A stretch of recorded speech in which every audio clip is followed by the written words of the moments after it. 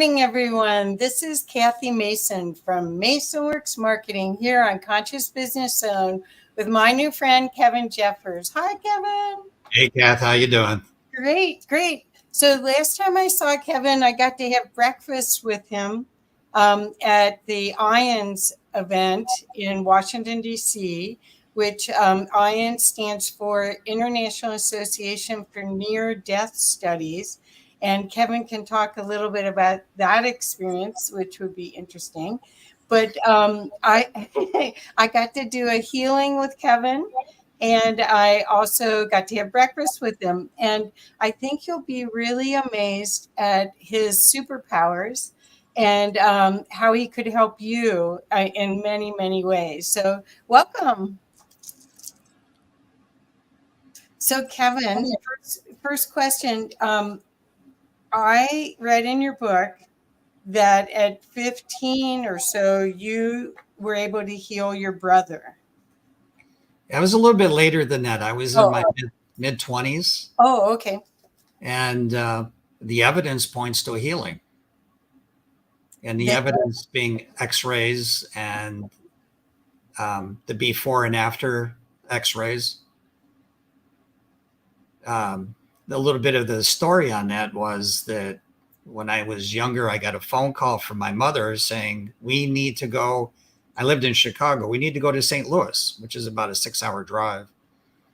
So my brother-in-law and sister brought their van over and we drove to St. Louis. And there my brother had played his last hockey game in varsity level.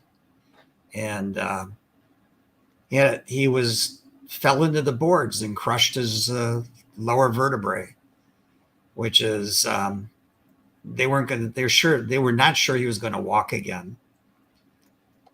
So it was important to go there because I'd had experiences in healing, but frankly, I didn't know what I could do with a broken bone. I'd never had that experience before. It was always the insurmountable barrier that I had in my belief system. That yes, I could heal other things, but broken bones, that would be difficult. But he's my brother. I love him. I had to make the effort. So we drove to St. Louis, went to the hospital, and the doctor called my mother over and pointed to the x-ray, which showed the shattered vertebrae in his lower back. And my mom called me over and had me take a look. And we walked into the room. It was kind of humorous. There was a nurse there. And my mother just gave her a look, say, personal time, family time. And the nurse left. And suddenly, maybe not suddenly, but very soon, I seemed to be filled with energy. And I had this impulse to try to stretch my hands out as kind of like reaching for something, pointing to his body. And I started to go through the process of healing that I normally engaged in, which is intending healing energy to come through me to the patient. And he'd become the patient now. I wasn't my brother. To the patient, to the person who had requested a healing. The energy flowed through. I could see it. It was going through my arms and out my hands as I directed my hands to where he was. And then all of this accumulated energy that I had collected in that 6-hour drive started going through me. And it was just an incredible experience for me personally. And then it was done. And being done means that the energy had completed its discharge to the patient, my brother. And I said, well, that was interesting. And I had no idea if this was going to do anything, but I was happy that I was able to do something. So we went to the hotel that we had booked, and came back the next morning. And the doctor called my mother over and he said, Mrs. Jeffers, I'm very, very apologetic that we told you yesterday that your son had broken his back. We're very apologetic that we put you through such emotional turmoil. And he said, clearly the radiologist made a mistake. And the radiologist who was standing there said, I didn't make a mistake. He said, the doctor said, did you mix up these x-rays? And the radiologist said, no, I haven't had any back injuries in here for a couple of weeks. So the doctor looked at my mother and kind of shrugged and said, I can't explain this. I don't know what happened here. But we're happy that whatever it was, that now the young man, my brother, my mother's son, would not spend the rest of his life in a wheelchair. And I was frankly stunned because I had never gone to this next level of healing where I was used as a vehicle, literally used as a vehicle of healing to work on his back. And in the x-rays, I saw that the fracture had gone back. The pieces of bone had gone back to their original position, and there were little lines where they had separated and they came back. It wasn't a clean picture. It was just like a puzzle. You put it all back together again and everything fit. So that was my experience.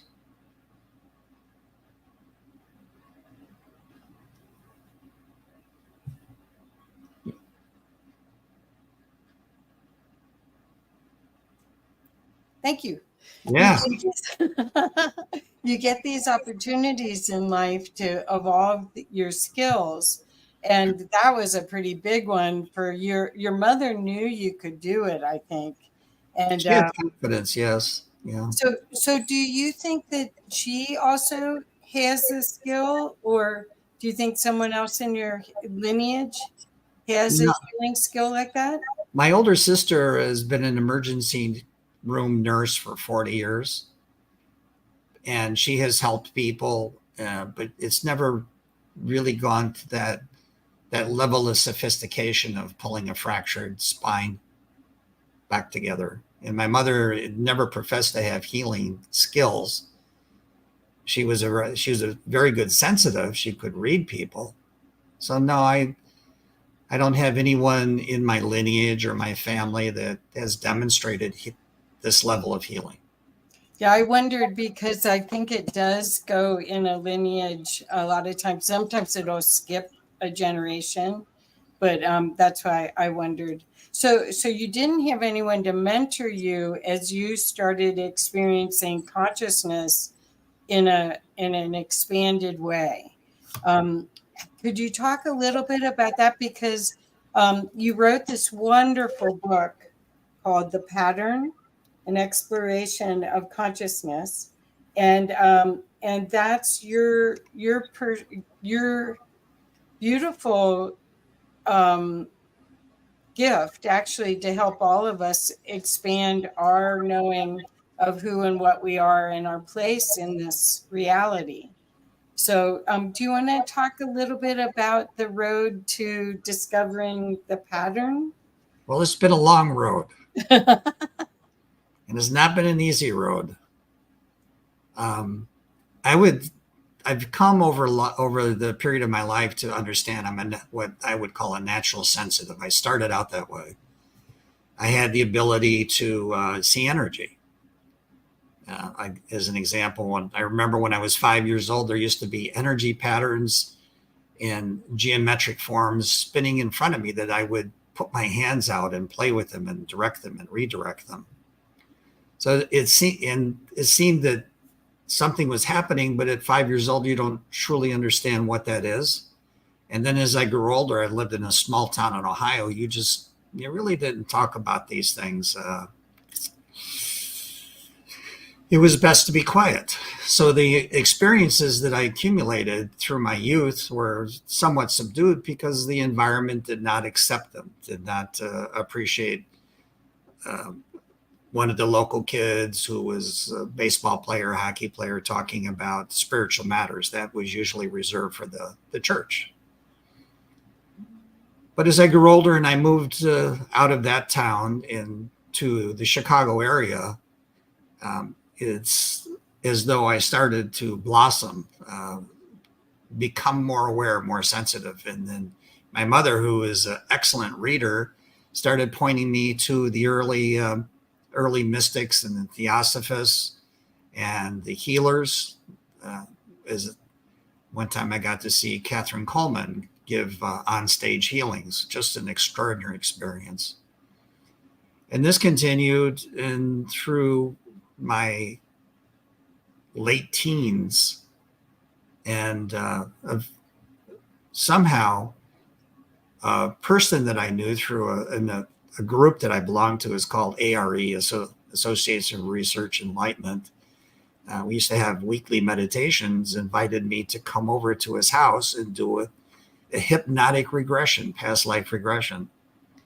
And what's interesting is that in that time, no one had ever heard of past life regression. It was all very, very quiet, very experimental.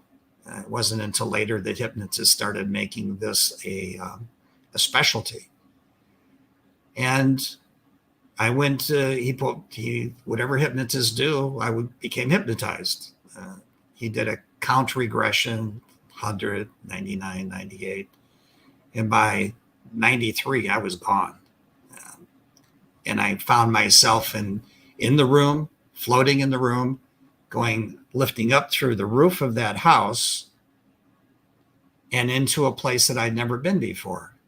And it was the first past life regression I experienced was the life of a Viking. I was a young man, maybe 17 years old, and I was on a ship. It was my current brother's ship. He was the captain.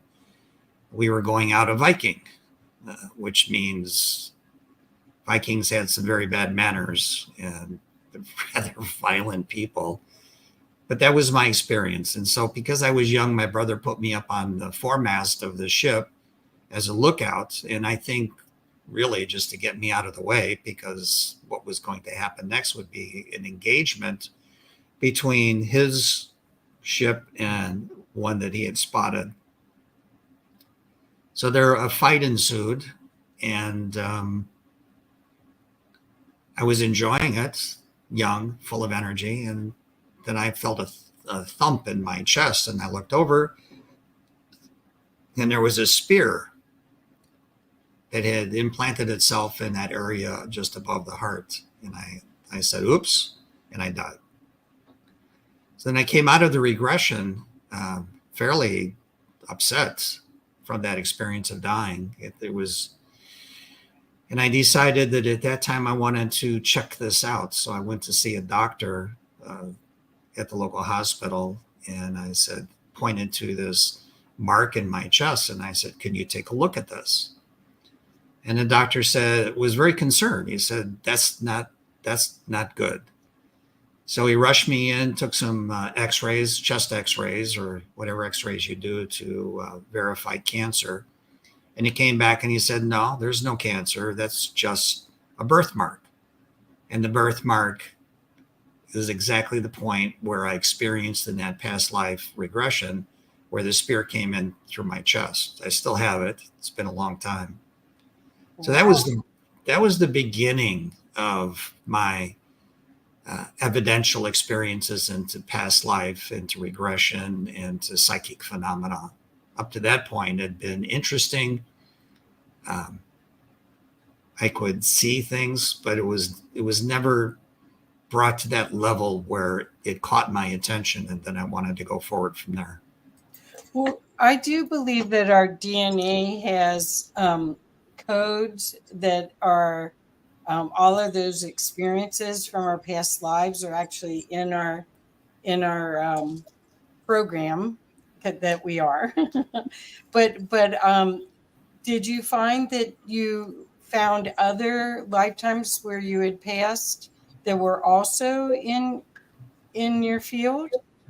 Yeah, it was like that was a turning point event for me. And then I became interested, and then I had more experiences and more experiences. And it's just been a cumulative effect. It's like a snowball going down the mountain. You got to get the thing started. You got to be patient, but it just gets bigger and bigger, and it really takes over your attention. So I would say it's a cumulative experience. And I think that's important for people to understand, is that it just doesn't suddenly whop you up the side of the head. It's something that you've been experiencing since you were a child, but you never fully understood what you were experiencing. And as we grow older, we have very strong familial influences. Mom thinks this, dad thinks that. Sometimes there's a religious element of belief. There's the conformity to society that you learn through school and people around you. So you really are not encouraged or supported in discovering your full potential on a super consciousness level. But it's absolutely my point, my belief, my reality that we all have that. Yeah. And when we allow ourselves to release our doubts and concerns and to have an open mind, that we learn more with that open mind than we ever did the way we were before. I was fortunate that I had a mother who was very interested in these kinds of things, directed me to different books, directed me to different lectures. I heard many interesting things from people that were popular in the psychic area at that time. And this was pre-New Age. This was just psychic stuff. So I would say that people that have experienced these things should not so easily dismiss them, because there may be more to it than we're allowed to believe. So I grew up also in Ohio, and I had capacity to see and feel and know things. And I remember I'm number 4 out of 5, and I remember going, "Hey, did you hear that?" Looking at me, "You're what?" Just innocent. I mean, I just kept asking, and it was like, I better zip it up because it's not safe. But I did know that whoever was helping me, I could trust them completely, and that they were incredible support. I trusted them more than I trusted the humans. I also remember as a child trying to figure out how you got love here, that it was obvious that we were in a game. And the game, as far as I could see, was to find unconditional love. But everything that I saw was conditional love. But it sounds like you had a mother that understood and was giving you unconditional love, right? Well, she definitely gave me the opportunity to have an open mind and pointing. And she knew my interests, as we had discussed these. And then she started pointing me to reading material. And it just very slowly integrated itself into my life, that there was more to life than what I knew. There was more to life than what I believed. So as I went through the process of setting aside my beliefs and focusing on an experiential life, allowing myself to experience that, these amazing things started happening. That's so perfect. So that's why I firmly believe that everyone has that potential to experience when they're willing to step out of this box that they have created for themselves through their belief systems. So I believe, and I just want your opinion on this, that we picked those patterns, our programs, before we came here, almost as a working material, so that we would have experiences. And these patterns, which might be having betrayal, or whatever, being abandoned, all of those programs really is what they are. We can work through them, but we've been taught to, because of shame and because of our cultures, we've been taught to push them away rather than experience them fully and release it. Could you talk a little bit about that, about what you see and how that relates to the pattern? Well, the later in life, I started very actively exploring other frequencies of consciousness. And that meant stepping out of the physical body and into an energetic body and moving to different points of energy configurations which compromise consciousness. And I've been fortunate to go to the point where, in a sense, I started, in a sense, I began. Some people call it heaven. I call it the city of lights. I think that's where I came through to the planet Earth, where I accepted this situation. But also, I have experienced that when I'm there in the higher frequencies is not the same as who I am when I'm here. In the higher frequencies, we know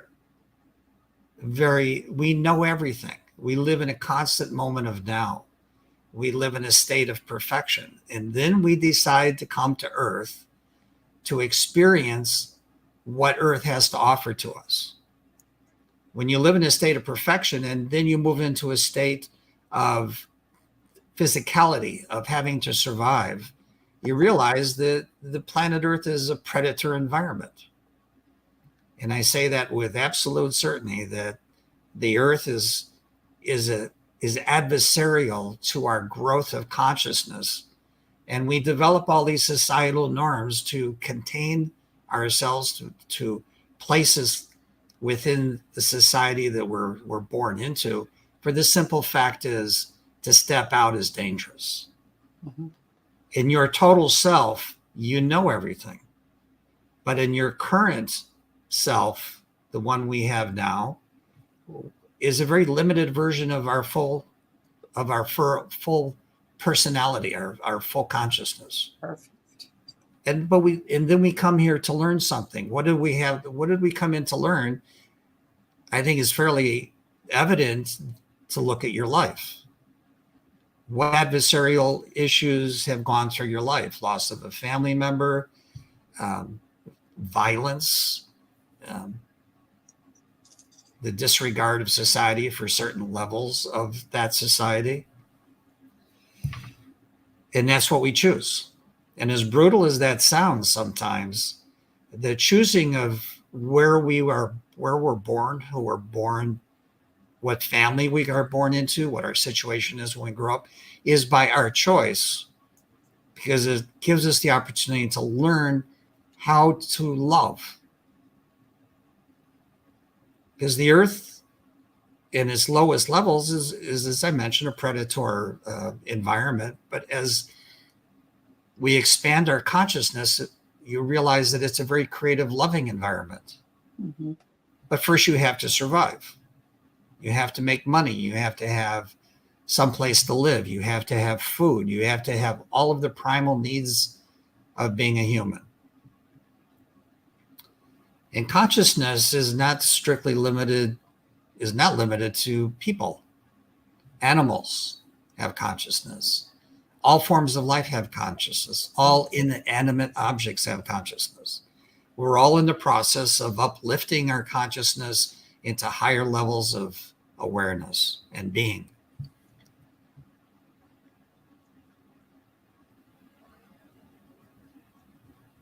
I love this. Okay, so you have in your book, Moving Consciousness to an Unstructured Reality. So the transformation that we're in right now is an opportunity to change our perspective of the constructs, man-made cultural constructs that are keeping us from the viewpoint of the expanded opportunity to co-create with consciousness. Right? Well, we come in with a mission, and the mission is self-imposed, and you come in less than who you are. Right. And why do you come in less than who you are? so you can learn and experience and move through all of those spaces where it's basic consciousness at the survival level to the higher consciousness, which is the creative loving level. Okay. So in our lives, when we pass through the obstacles and the barriers, we find in ourselves our greater potential. And how do we do that? Well, we have to experience life. And different people come in it in different situations. Okay, well, the unstructured reality is the transformation that all of the earth, all of the beings on the earth, and it's everything. It's, as you said, anything that holds consciousness, plants, animals, rocks, everything, is transforming to a higher frequency vibration. And that's where that's what I wrote the book called The Pattern, is that I had an experience of that patterning where I was sitting in my meditation chair, my favorite great meditation chair. I talk about that chair. I really like it. Yeah. 2 or 3 o'clock in the morning, meditating. And then I felt like I was pulled out of my body and taken to this location where I could see a grid or the pattern of a grid with the galaxy, the Milky Way galaxy superimposed on it, with the understanding that this is something that I need to pay attention to. This is something that's important to the next thing that I'm doing. And as I went closer and closer into the pattern, it became a very intense emotional experience. What I saw was that there's a plan, a structure. It was created for us by what I call the creator. Some people call God. And the pattern was designed just simply to lift us from the lowest level of consciousness into the highest level of consciousness while we're engaged in the process of living in our particular planet embedded within the Milky Way. It was a very emotional experience. When I came back to the chair, I couldn't talk about it. I just simply could not articulate what I had articulate fully what I'd experienced. But more than that, it was such an intensely emotional experience where I saw all that is.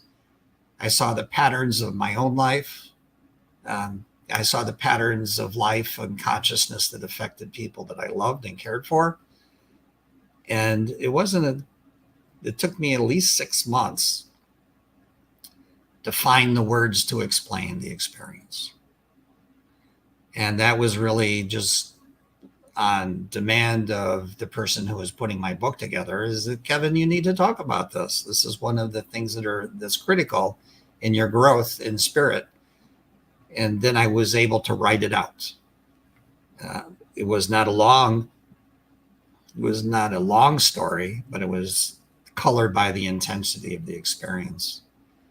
So now the shifting in my understanding of how life works is that when I see things that don't look right, there's a little bit of craziness to it. I realize that it's the human, and I use humans, it's all forms of consciousness, working through the barriers that stand between them and becoming who they are. So the craziness actually makes sense. People making the decisions they make sense because it's a part of their learning process. Everyone is different. Everyone has something different to learn because we have our unique agendas in how we're going to be a higher expression of consciousness.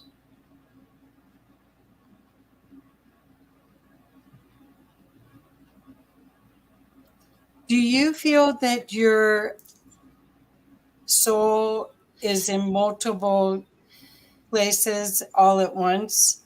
And when you were out of body, you were reconnecting to that bigger aspect of soul? Well, from my view and my experience, not my belief, my experience, is that we are living all lives now simultaneously. Yeah. Which is mind-boggling, to tell you the truth, at least it is for me. Yeah. But when you go into the higher levels of consciousness, you see that everyone exists in a moment of now, and in that moment of now is timeless. There's no strictures or constructs of time on the what I call there or the other side. It's just a moment of is constant moment of now. And within that moment of now, our higher self, meaning who we are, who we fully are, our full expression of consciousness, is experiencing everything right now. Right. And we're just one component of it. It's humbling to know that this current form of consciousness that I am embedded in is just one component of the total experience of my higher self. Wow. Okay, so I had a spiritually transformative experience over 20 years ago that I still think about every morning when I wake up. That until I met a bunch of people from the Ions group, I did not have words for it. The other metaphysical works I had read didn't really have the emotion, have the heart or the love that, except Rumi. I mean, some of the Rumi poems, the desire and the longing and all of that, but it was pure love. It was a whole different aspect. And then to try to integrate it or to have the words is quite profound. And you did a beautiful job of explaining it here. So I want you to know Joanne Palladino. Hi, Joanne. Wrote, as I rest in the words, experiences he is sharing, I can feel what he is pointing to. Lovely. Thank you. There we go. So okay.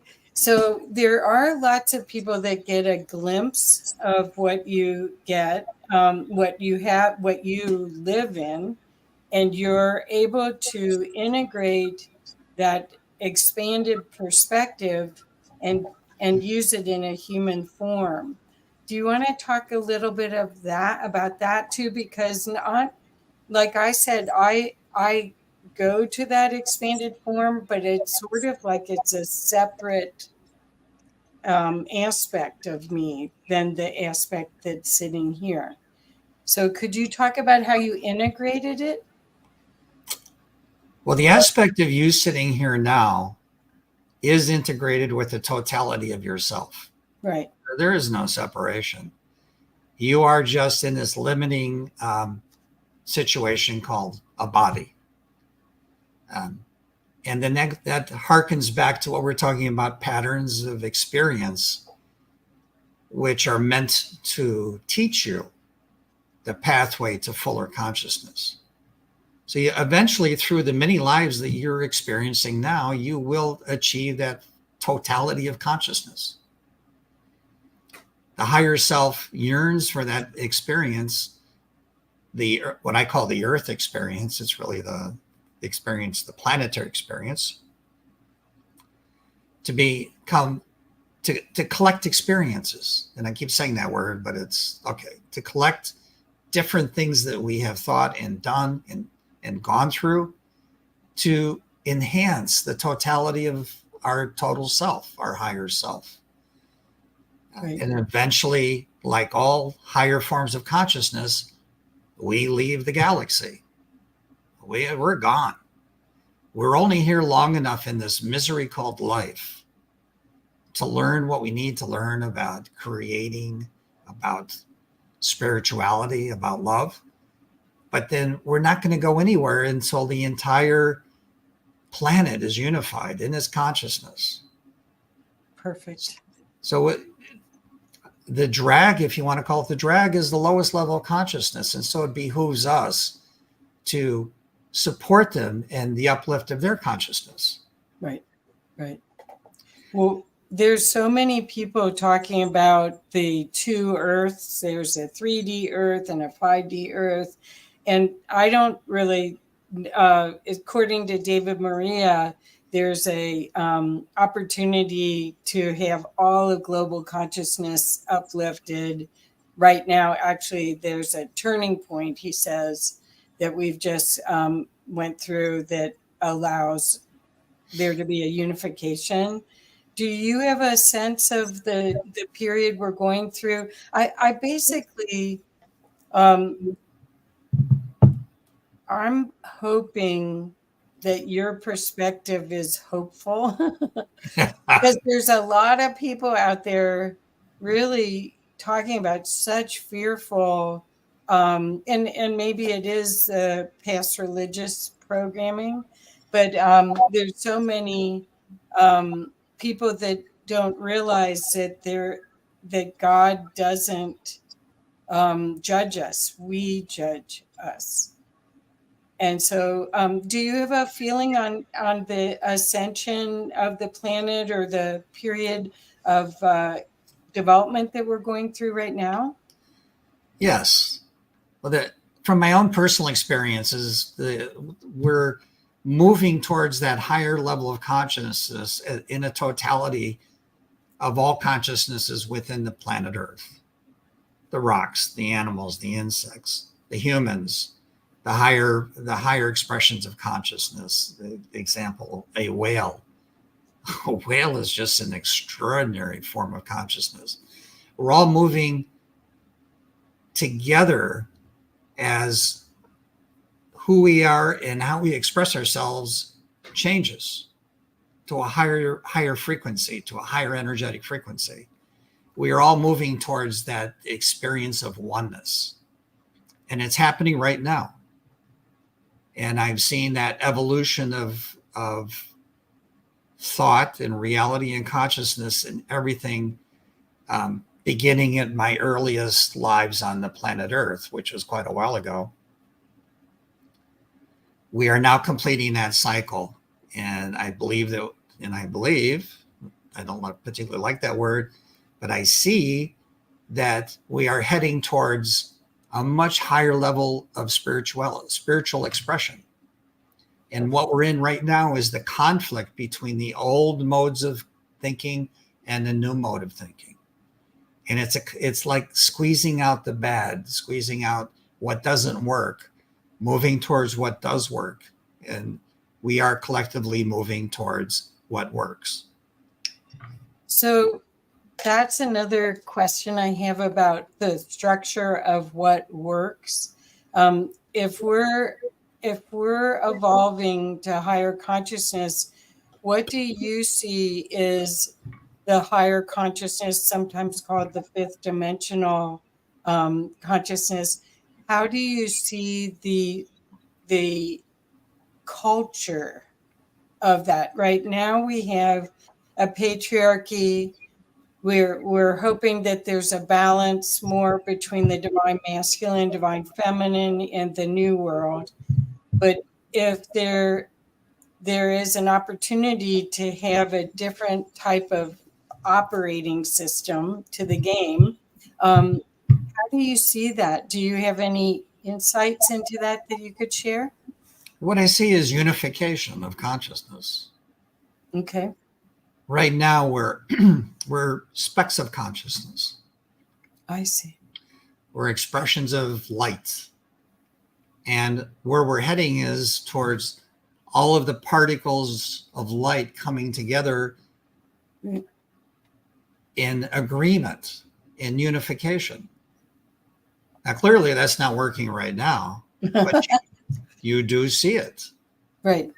I've lived long enough to see the shift from self-concern, survival, into higher levels of spiritual expression. So from my view, it's all happening now. And it's really our job, or our particular objective, is to help that unification of consciousness. So the unification of consciousness does not include judgment. It includes a more the namaste oneness type of concept. But is there something more that, because what I'm seeing is right now you and I are talking and our higher consciousness is watching us, like collecting data. It's not judging anything, it's just watching. And so there's all these different aspects of ourselves which allow your field to receive much more information than just this verbal. Plus, our heart is gathering, it's the brains, really, not this. So do you see us operating totally from that wider perspective where we recognize, like the indigenous recognize life force energy in every object? The creepy crawlers, they have a whole aspect of that. Do you see that? When I when I have gone out into the higher levels of frequency and I talk to friends I've made, and over the years I've made many friends of, you could call them spirit guides, different forms of consciousness, they think that the earth view of life is silly. They don't understand prejudices. They don't understand judgments. They don't understand why people would need to be the way they are, in light of what our internal experience of who we know who we are. Mm-hmm. It's true that most people are good people. And there are some that are bad people, some that have somehow become twisted in their expression of consciousness. But we are in our totality good people. We protect our neighbors. We look out for our family. We take care of the elderly. We do all of those things that we know are right to do because we're tapped into or we're connected to our higher self. Right. There's a direct line of communication from us to the higher self. So other than the thoughts that these prejudicial behaviors, these judgments are silly, they're a reality. And so Spirit works with us to move us past our concepts, our restrictions. Spirit is intimately involved in our life. And generally, we just don't see that. We're not attuned to the higher frequencies because we simply don't believe in them, or we have been taught that this is something that is only gifted through some religious organization. My sense of it is that we are fully capable individually to become become a higher expression of who we are than what we're expressing now, what we are demonstrating or showing now. So when you say we're expanding our consciousness to be clear of the programs, I don't know what words to use, so excuse me if it's clumsy. The programs that we chose before we got into physical, when we clear those, if we can, do you find that the game will be over? I mean, is there, because I do see this as a game, and part of that makes it much more fun than, because in the game there's setbacks, and then it's all do you believe that this foundation is a loving, caring universe versus a scary, frightening universe? It's all the above. Okay, well, so you get to choose how you Every experience. moment is a choice. Every interaction with your fellow being is a choice, or the plant that's behind you. Your interaction with the plant affects the total quality of consciousness that is expressed on this planet. Everything that you do is a component of the expression of spirit. That makes sense. Okay. Everything. So And then what does it look like to us? Because we're bound within the structure and the beliefs of time, is that we don't see that we have such an impact. We don't see that our choices make a difference. How we act makes a difference. Right. We have no appreciation of the impact our lives have on the totality of consciousness. But we won't come together as a unified form of consciousness until we work together. Right. And we smooth the way for people who are struggling with their lives to go into a better life. And I not necessarily mean more money. What I'm talking about a better life is that they see and experience spirit. I remember when I was 18, I was sitting at the cafeteria table at the university that I went to, and I was thinking things through. And I felt something like a tap on my shoulder. And I could hear clearly that I needed to attract spirit to me through my actions and behavior and my willingness to connect with higher levels of consciousness.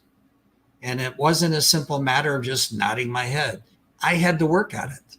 I call it signaling to spirit, becoming attractive enough to spirit to come into your life and express itself.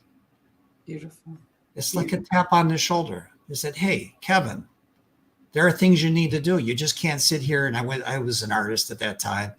Yeah, you make great art and you're having a fun time and you're making friends, but you're not touching the core reality of life, which is a higher consciousness. Perfect. So tell me what you think about karma. Is there such a thing? Karma is immutable. It is absolutely immutable. You will receive back what you have put out, either in the immediacy of the moment or in the future, because energy is a balancing act. Negative and positive can work together. But when we do certain things that disrupt that balance, then we become in opposition to a harmonious existence, and then things happen. And sometimes they're bad things. People's misfortune, illness, accidents, loss of a job, loss of a family, loss of a married life. I tend to look at it from that point of view. Is all balancing energy. That makes sense. Yeah. But there is the element, and maybe this is a little too religious, but it's my experience. There's an element of grace. When you reach out to spirit and ask for forgiveness or alleviation of the burdens and the problems in your life, spirit listens. Yeah. But spirit will not take action until you ask. Right. And that might be a form of prayer, but I usually hear people saying, I pray for a new car. I pray for a better job. That's not prayer. That's just putting your request list in the spirit saying, yeah, I'd like that to happen. But then spirit's going to come back and say to us, what have you done to make that happen? Right. What have you put into motion in your life that even qualifies you for that kind of gift, that kind of benefit? You don't do the work, you don't get the reward. It's just, that's life. It's a different kind of law of attraction. Yes. You have to do something. So I wanted you to know that Katie Louise is here, and she says this is a great discussion. Hi, Katie. Thank you for coming. So I wanted to segue to some of these wonderful slides, if you want. Do you want to look at those and have people understand? And again, you guys, if you missed the first part of this conversation, this is a book that you want on your bookshelf. Especially if you're on a spiritual path and you've been looking for ways for new understanding, I think it'll really support you in so many ways, if not just for your own upliftment and your own growth, just reading the book, but also for your capacity to communicate to others about it. So, okay, so here we go. Here we go. So, oops, that's on slide 2. So this is slide 1. This is Future Men, where we are fully enmeshed in an energetic expression of soul. Wow. We have stepped beyond the earth. We have moved into the higher levels of spiritual consciousness. We become energy. We become a pure form of soul. So these pictures that we're going to take a look at were developed with an artist that I work with when I talked about my experiences and what I would see and not see. And we meshed together. And this is a fairly accurate rendition of what I call future men or future being. Wow. And you notice there's some interpretation of the pattern grid behind the being with little gold sparkles, which I equate with each of us. Wow. That's beautiful. And this is where I think where the journey begins, where you make an offering of yourself to be available for a spiritual experience. Your prayers, your thoughts, your goals are to lift yourself up to the light. Beautiful. And this is really an artist's interpretation of the pattern. And the tree represents humanity. The tree represents consciousness, deep roots, wide branches, with upliftment to a higher light.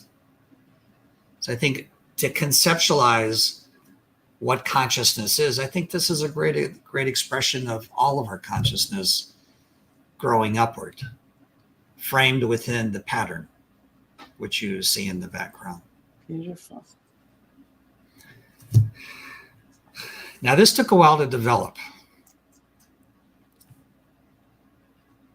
When I was in church one time, and I was listening to something or the other, and I was getting a little bored with what was being said, just getting distracted, thinking about work, thinking about family and kids.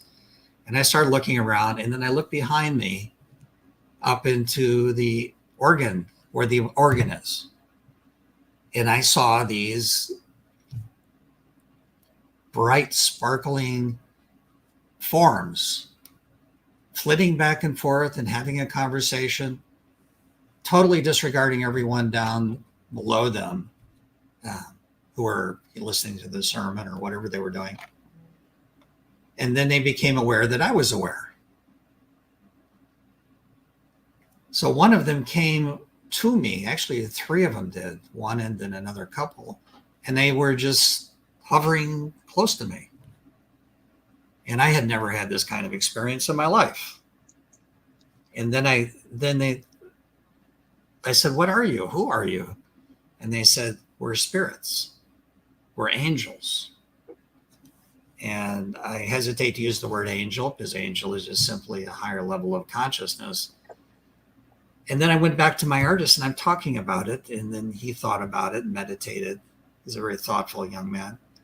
And he came up with a series of these pictures. And I knew that's exactly what I had seen. So I present this saying, this is a spiritual expression of consciousness. And I call them angels, but then that's probably not even an adequate word. They're just higher expressions of consciousness. Beautiful. In my mind, that's what they look like. Beautiful. So this is the precursor to this image, was that I had an experience for the first time of going into the light. And it was precipitated by an emotional experience I had where my business was collapsing around me and I had pretty much just quit. I didn't want to go on. And I was ready to do some things that I should never have considered in the first place. But before the action was taken, I was pulled out of my body and moved towards this light. And this is the representation of a soul moving into the light. At that time, this was before Raymond Moody and all of the studies on near death. There was no tunnel. There was no gateway, no escalator. There was just the light. And the experience I had was that it was a bright light. It was an oval shape, but it was really a separation. It was a barrier between here and there. And I went up to the light and I looked into it and I saw some just astonishing things. And I was ready to go. That looked a lot better than what I was experiencing at the moment. That looked, a lot better. And then this figure stepped out in front of me.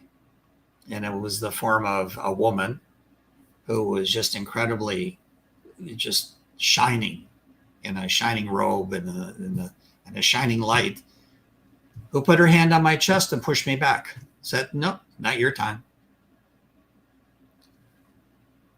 So that put away all negative thoughts. That put away all thoughts of changing my circumstances. Wow.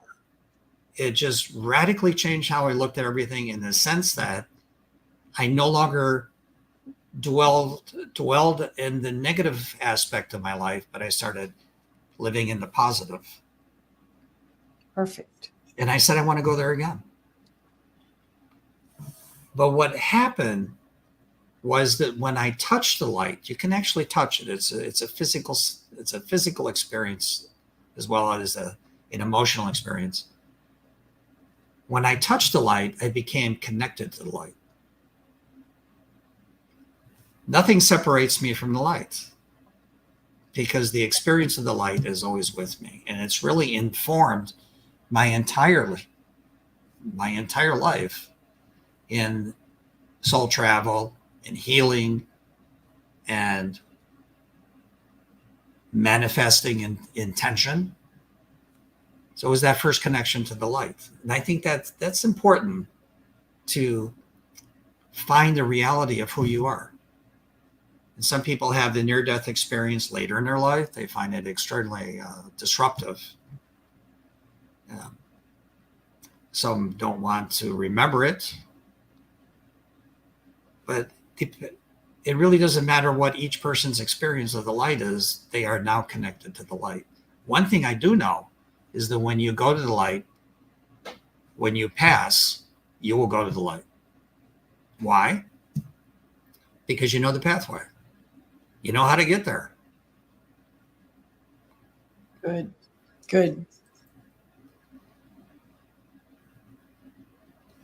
In the last portion of my life, I started engaging what I call soul retrieval. These are going out looking for souls that are lost. And it's about reaching out to them and touching them and pulling them through to the light.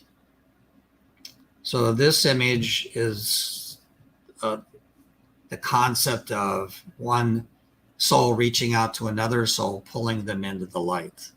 And that touch is its radiance. That touch is healing.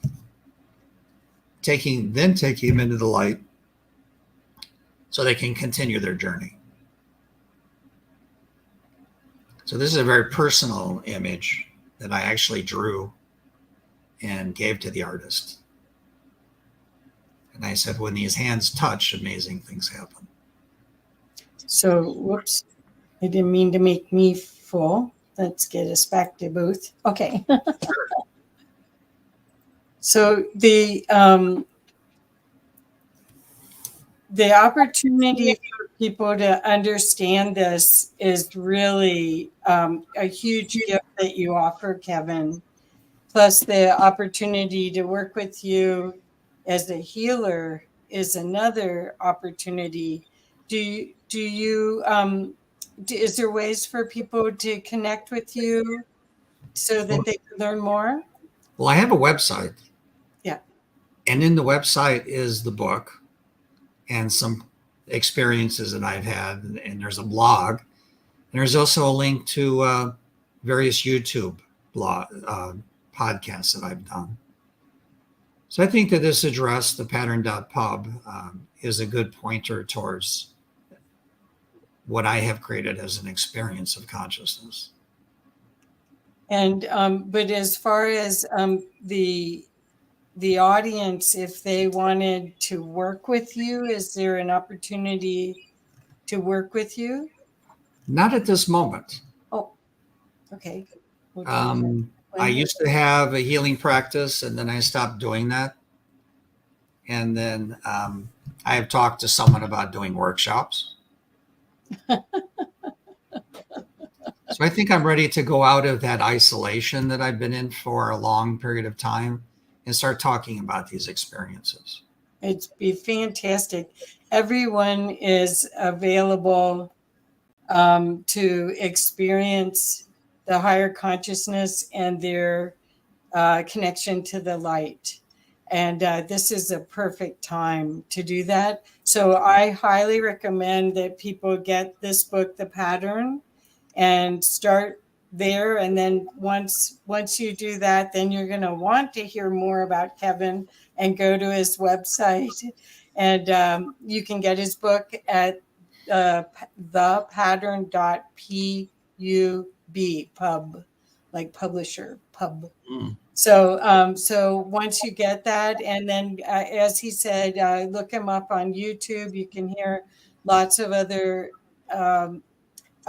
discussions that go to different aspects of his experience and his connection to the light that may just be the spark that you need to reconnect you to your light.